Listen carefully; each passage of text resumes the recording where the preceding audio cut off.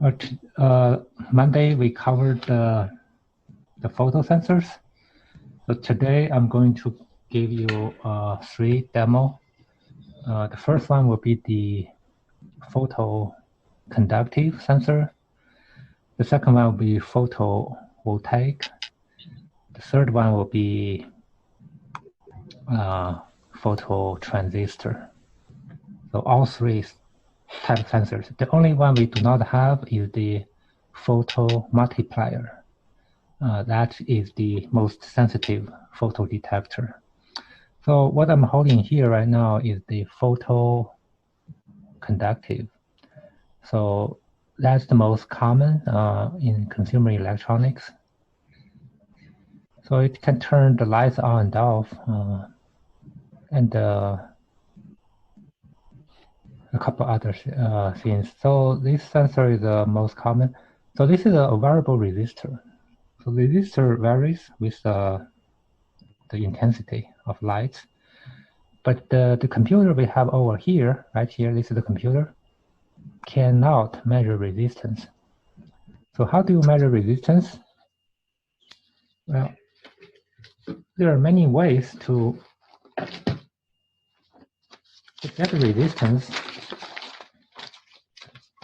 For example, you can do a bridge.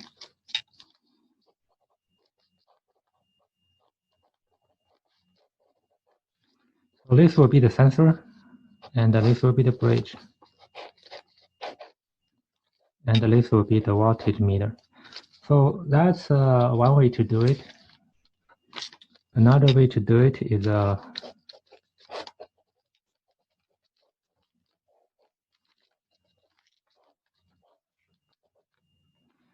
that's another way to do it. Well, we can't see. You can see the paper or the bottom half of your page. It's too reflective. Oh no, it's just not in screen. Now I can see it more, but okay, yeah. So we can do it with a bridge. Now you can see, right?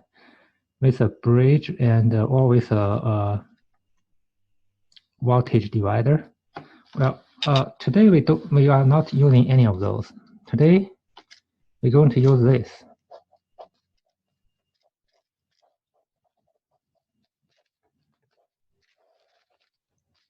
So this is what we're going to use today. 300 ohm. This is the sensor. And this is 0.1 microfarad capacitor. And these are connected to P0 of my computer. So the computer, that's a computer I/O. This computer I/O will first high and then low, high and low, high and low. So the computer I/O will alternating the P0. P0 will alternate 1, 0, 1, 0, 1, 0.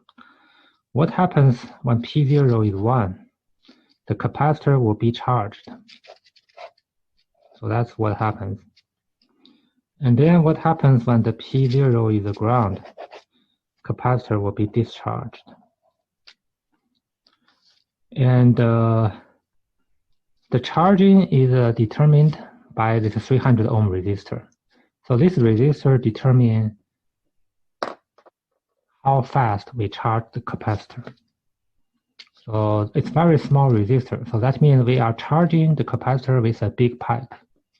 So we have a little gas tank. We are filling it very fast with a big pipe. And then discharging happens through the sensor. Discharging happens. So if the sensor resistance is relatively low, it will discharge very fast. If the sensor resistance is relatively high, it will discharge slower. So the computer cannot measure voltage, but the computer can measure time very accurately. A very important function of a computer or microcontroller. They have dedicated circuits just to measure time. So computer can measure time very accurately. Depend on the speed of computer, can be nanoseconds. So computer can measure time in terms of nanoseconds, extremely accurate. So that's something computer can do very well. By measuring time, we can indirectly measure the resistance. So this is what we're going to do the demo. So right now, I have over here is the sensor, 0.1 microfarad capacitor. This is a yellow component. And this wire goes to 0, 1, P0. The blue wire goes to P0. And if you have good eyes, you will see a 300 ohm resistor right here. Right here. This little guy right here, there's 16 of them. So we have 16 300 ohm resistor already soldered on the breadboard. So if my camera can pick that up, you can actually trace the copper. You see the P0, there's a thin wire goes to here and then goes to the computer. So the 300 ohm resistor is built in. So so this is the resistor, 300 ohm, and capacitor sensor. And next, we will look at our code program. So this is the hardware part of our sensor. And then we need a program. We need a piece of program to make this happen, So what I can do is share my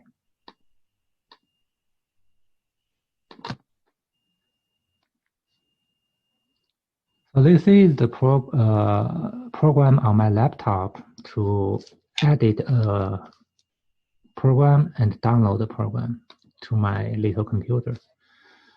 So I already have the program, so I just opened it. The program is called a photo. So this is the program. Oh, I think I have to reshare, otherwise you guys don't see the new window. All right, now you guys see the window. So this is the program. So what we have is this is the main program. That's the infinite loop.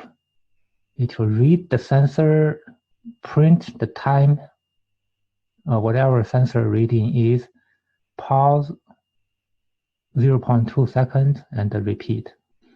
So it will measure 5 times per second, 5 reading per second.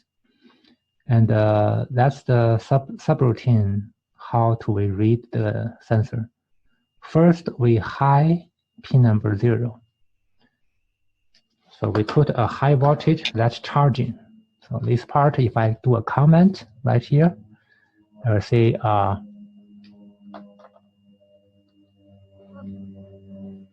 charging capacity.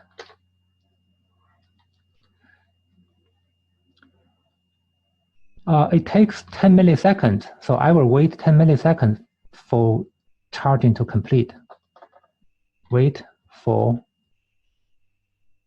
charging to complete. So once the charging complete, I will have RC time. That's another subroutine built in by this compiler. It will measure the discharging time. So this one command will measure the discharging time. So that's what it is. We will charge and discharge and then measure the discharge time. Let's run the program to see what happens. So I will connect my computer to my laptop. I will provide power to my little computer. And then I will hit the run button. Now, that's my reading. on my shared screen. Right now it's 171. If I covered it, it would be 200, 300.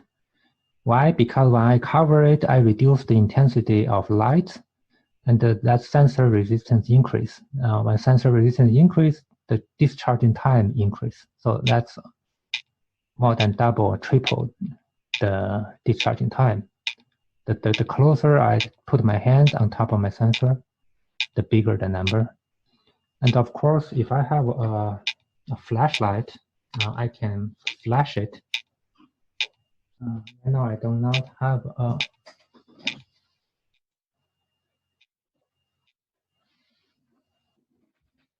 turn on the lights. So now I turn on my light, it's a little smaller. So if I move closer to light,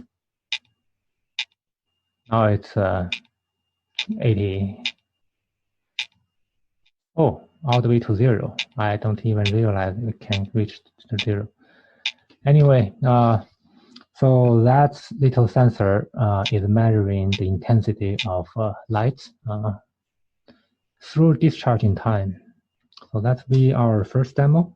I'll keep that light on. So this is a photoconductive light sensor. The second one is called a photovoltaic. It's a little battery cells. This sensor I have right here has a 8x8 battery cell. So 8x8 is 64. Let me open the PDF file. Read a little bit about about this sensor.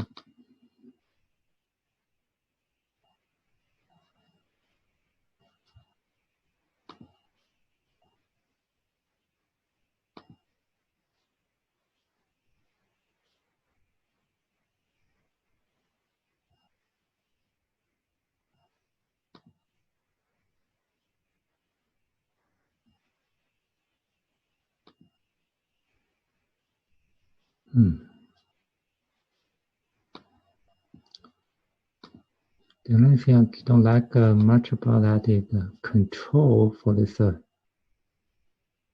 right, finally.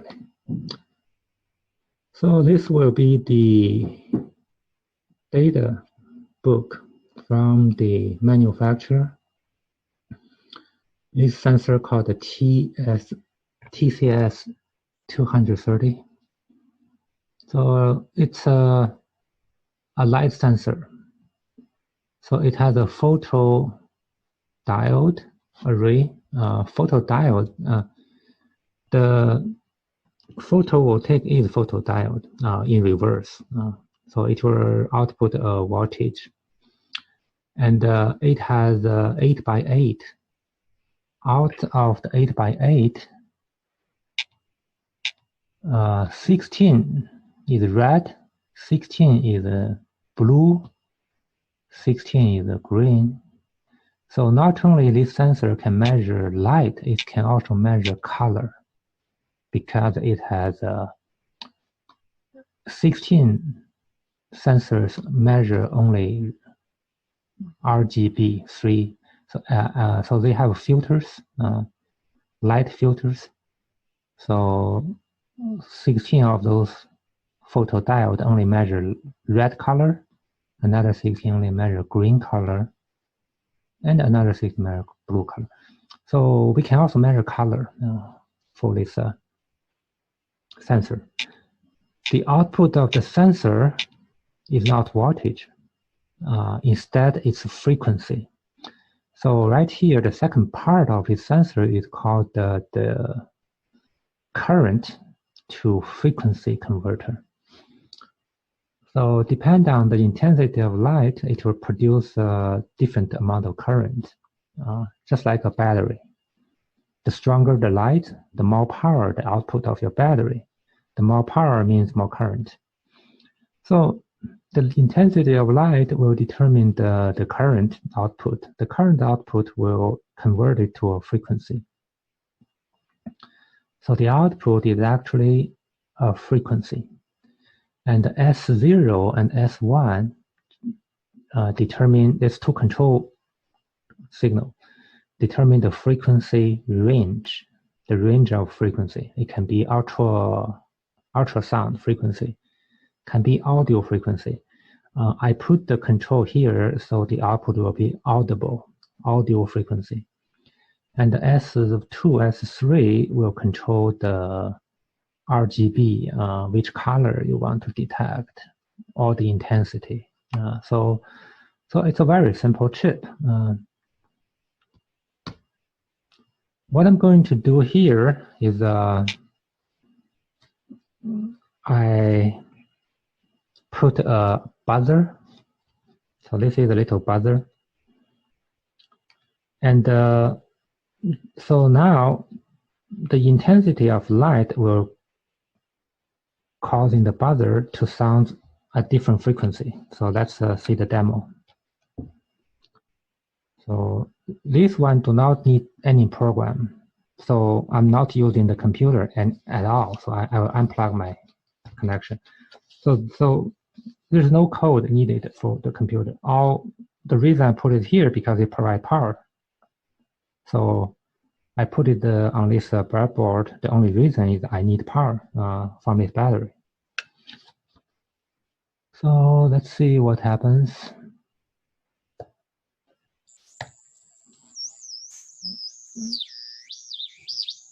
So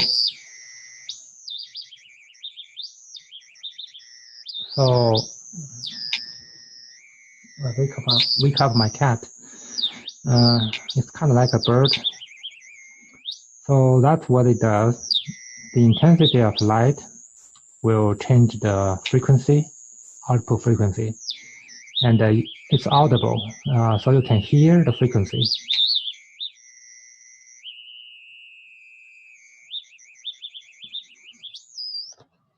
So that's, of course, generally the output does not go to the speaker or buzzer.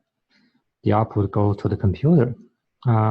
Another thing computer can do extremely well is counting frequencies. So whatever frequency this output is, the computer can count it very accurately. So alternatively, you can write a computer program and download it to this computer. Just measure the frequency. I did not do it, but it can be done very easily because this is something computer can do extremely well. So this is our second photovoltaic, and in this case, this sensor output is hertz.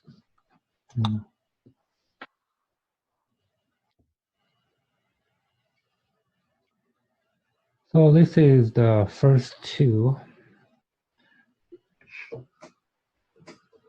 The last one we have is a photo transistor. So let me first open my Word document.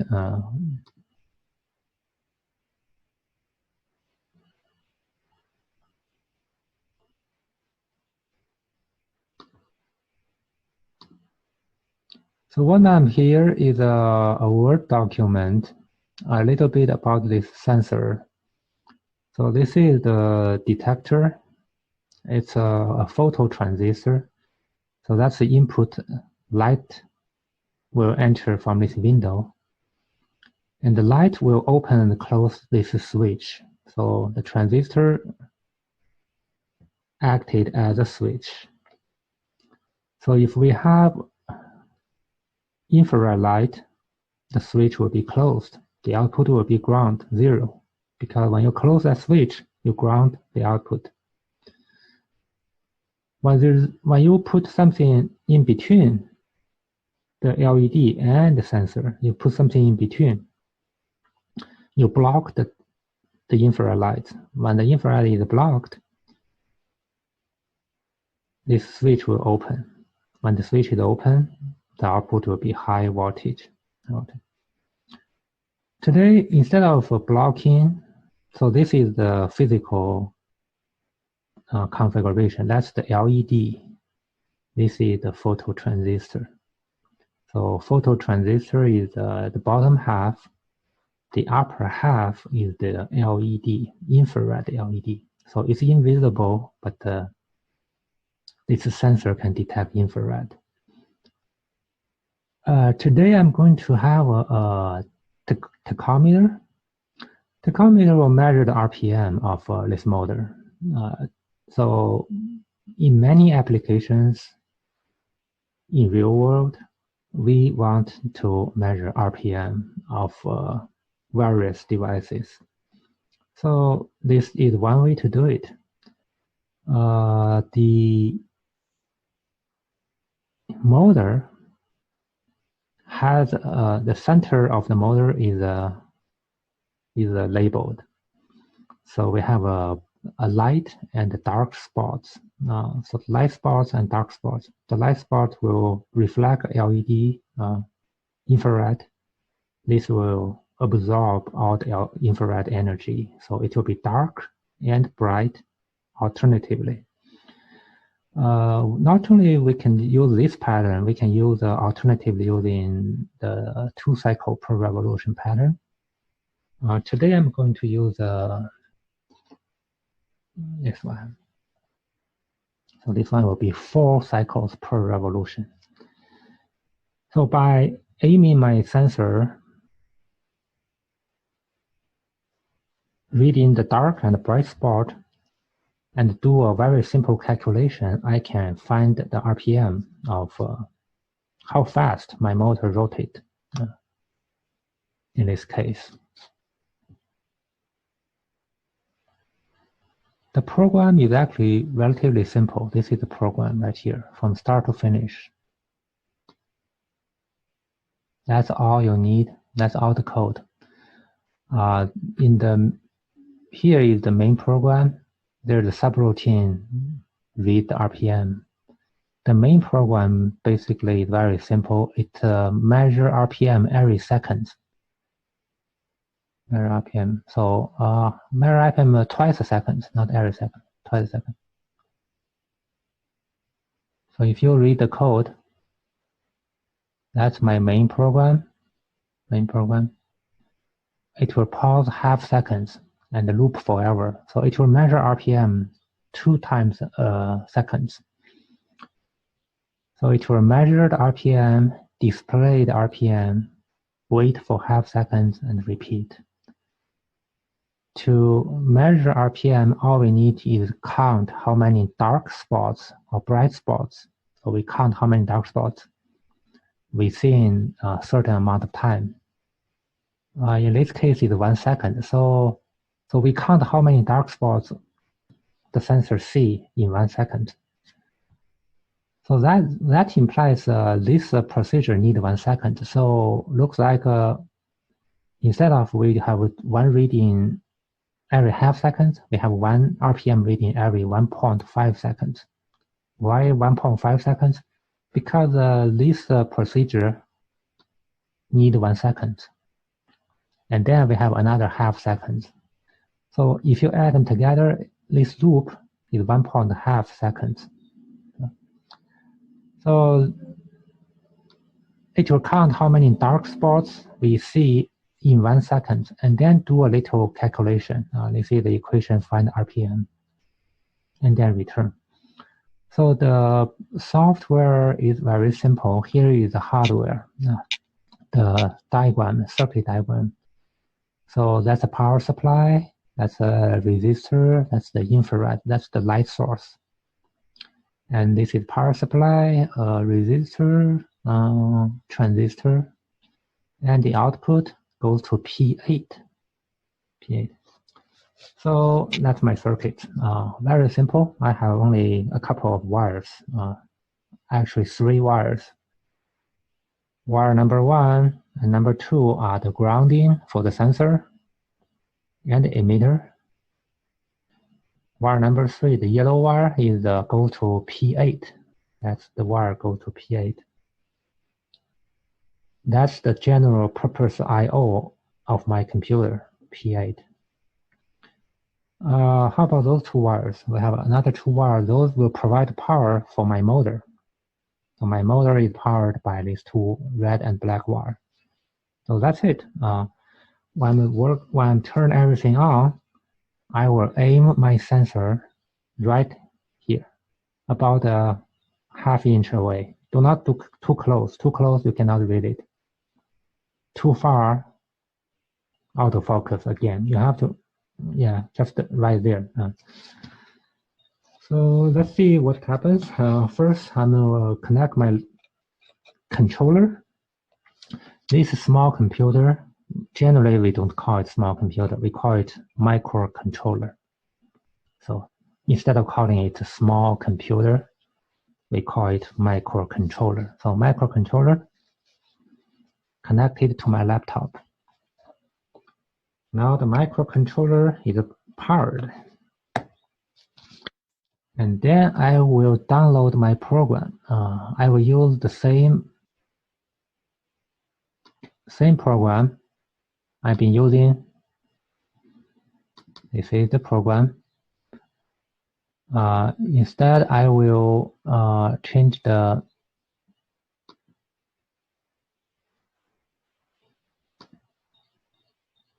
okay, I need to reshare so you can see the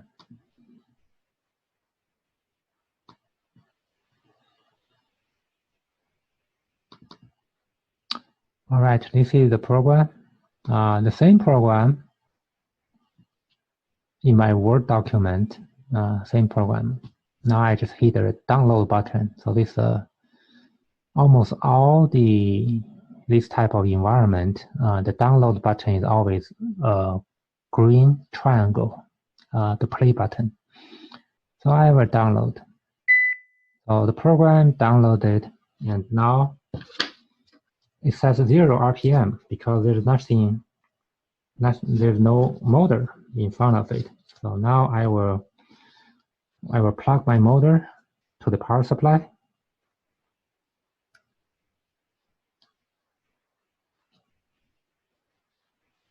So my motor start the rotation.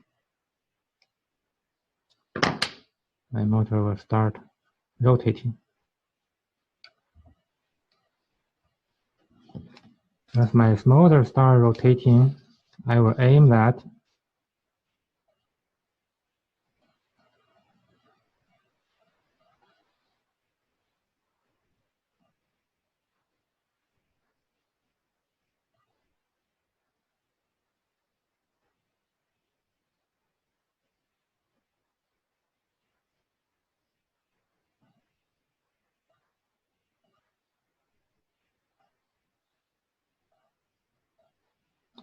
So that's the RPM for 2000.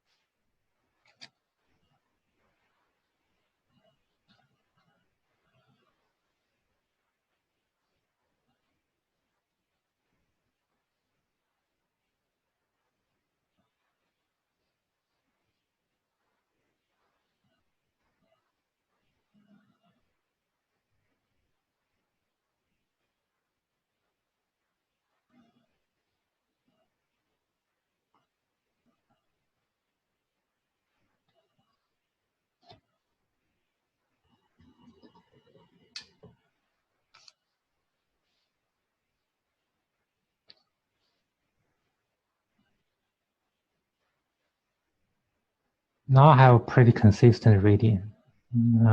Anyway.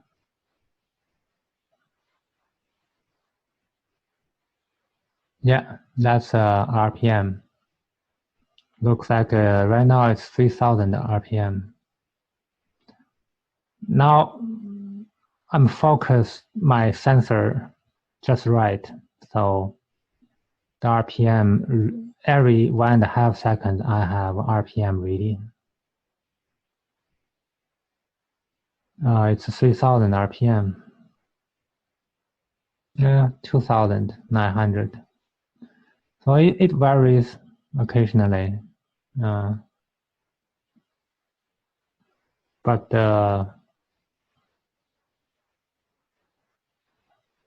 3060.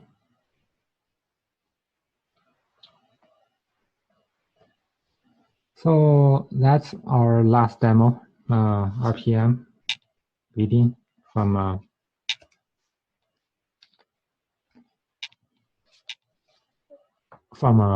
photo transistor.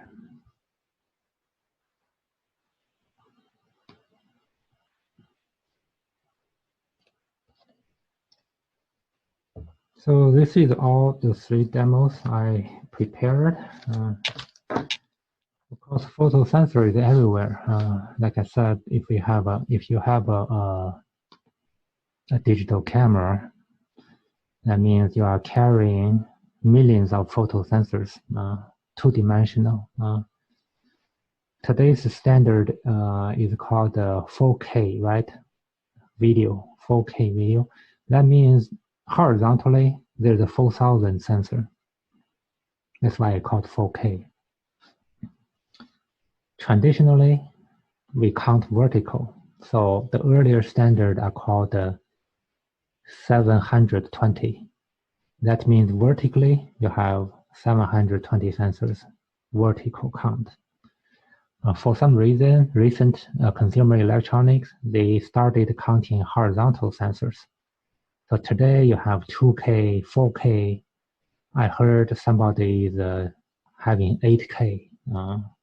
So 8K, that TV, that camera, to create 8K television program, will have 8,000 horizontal light sensors. All right, that's all I have for today. I'm still working on the test problems. Just like I said, I will publish it Friday morning. So everybody can start to work on it Friday and Saturday, 2 days to work on your test. And I will grade it on Sunday, and you guys will get it October 14th, your midterm grade.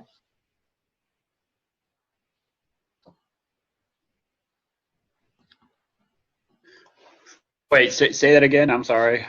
So you're grading it on, or it's going to be due Sunday. Yes, Friday and Saturday, 2 days. So that's when it'll be available? Yes, I will publish it Friday morning. Yes. Okay. So I'll give you 2 days to work on it. Okay. And will it be just stuff from our demos, stuff from our book? Yes, the book is, let me get the book. It will be chapter 1 to chapter 6. Okay. So if you categorize, it will be sensors. Chapter 4, chapter 6, chapter 5 are sensors. Chapter 1, introductions. Chapter 2 is analog. Chapter 3 is digital signal conditioning. So yeah, simple.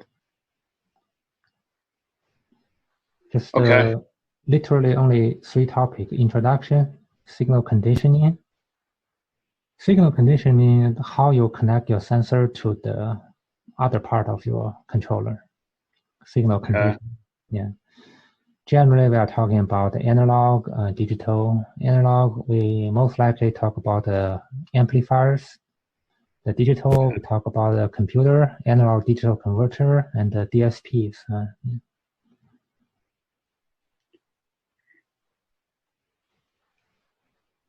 I will try to just have the fundamentals. It's open book, so get the book ready. Now when we open the, I'm sorry, what'd you say? It's an open book, so. Okay. How long do we have to do the exam when we open it? 1 hour. Just Yeah. 1 hour. Yes. Okay. So that implies it would be a good idea you read the book before the exam. You know where the materials are. Okay. Yeah. If you just read it during that 1 hour, you might lose that precious 1 hour time. Yeah. Okay. All right. Thank you for the questions. Anybody else got questions?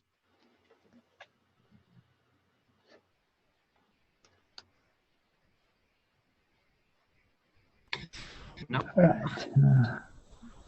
So I see you guys next Monday. All right. And make sure to check Canvas Friday and Saturday. Yep. Okay. All right. Thank you, guys. Bye.